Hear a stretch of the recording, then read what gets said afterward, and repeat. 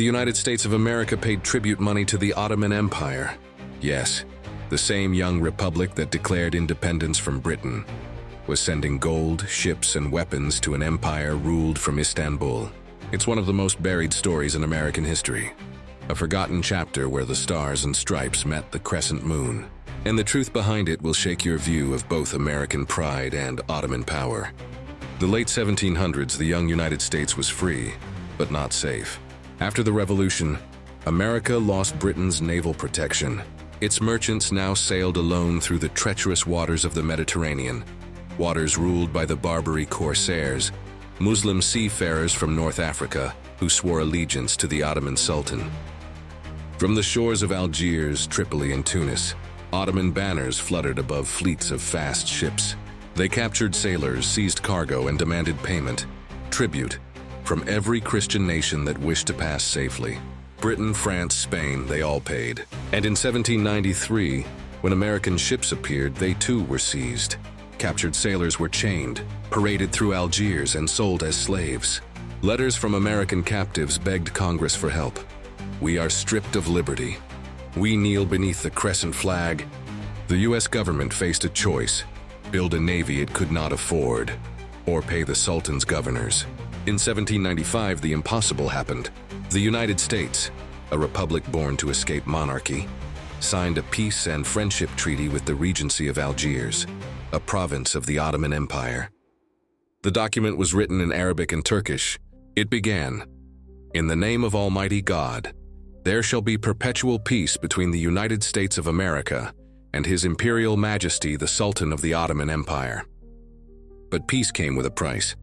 America agreed to pay $640 to $500 in gold, an enormous sum at the time, plus annual tribute in naval stores, gunpowder, and ships. The first U.S. warship ever built after the Revolution, the USS Crescent, was literally constructed as a gift for the Ottoman governor of Algiers. Imagine that, an American-built ship flying Ottoman colors sailing under the crescent moon as tribute. The irony was immense. The land of liberty was now paying an empire. To understand why, we must understand who ruled the sea. The Ottoman Empire of the 18th century was not in its prime, but its influence stretched from the Balkans to the Arabian deserts, from Mecca to the gates of Vienna. And its North African territories, though semi-autonomous, were still part of the Sultan's realm. Every corsair captain carried a firman, a royal decree stamped with the tugra of the Sultan. To defy them was to defy Istanbul. The Americans quickly learned that the Mediterranean was not a free sea, it was Ottoman water. And the price of safe passage was obedience. When news reached Philadelphia, then the U.S. capital, many were outraged. Senator William Bingham called it an insult to our sovereignty. But Treasury Secretary Alexander Hamilton approved the payment. He argued that America must survive before it can stand proud.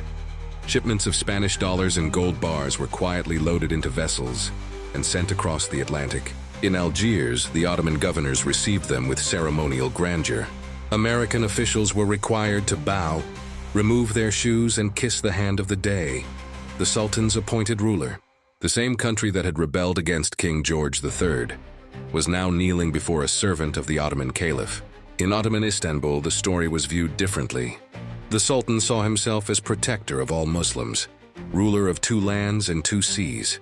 To him, the Americans were newcomers to the world stage, children among empires.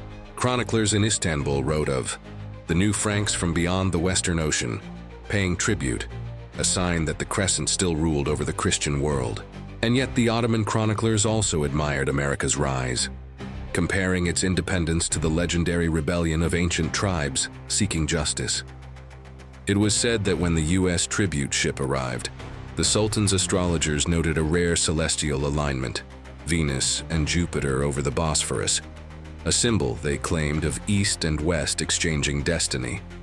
For nearly 3 decades, America paid. Gold, gunpowder, lumber, and iron flowed from the New World to the Old. But by 1815, everything changed. The young U.S. Navy, with ships like the Constitution and Enterprise, finally returned to the Mediterranean, not to pay, but to fight. This became known as the Barbary Wars, the first overseas battles in American history. In 1815, Commodore Stephen Decatur captured the Algerian flagship and forced a new treaty.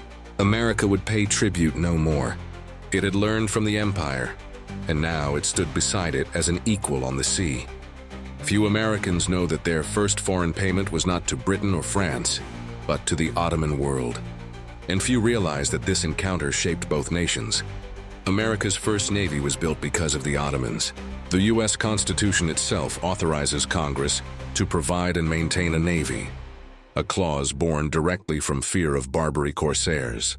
Even today, Turkish archives hold letters from early American diplomats written in trembling Arabic script, sealed with wax and signed with Ottoman crescents. They are quiet witnesses to a time when power was measured not by ideals, but by tribute. So what does this story mean now? It means history is not made of black and white. The republic that became the symbol of freedom once bowed its head before an empire. And the empire many consider ancient still had the might to humble the West. From the waters of Algiers to the palaces of Istanbul, gold crossed oceans, and with it respect, fear, and destiny. The young eagle of America once paid the lion of the East. But in doing so, it learned to fly, because sometimes the power begins in humility, and history never forgets who first taught the world the price of the sea.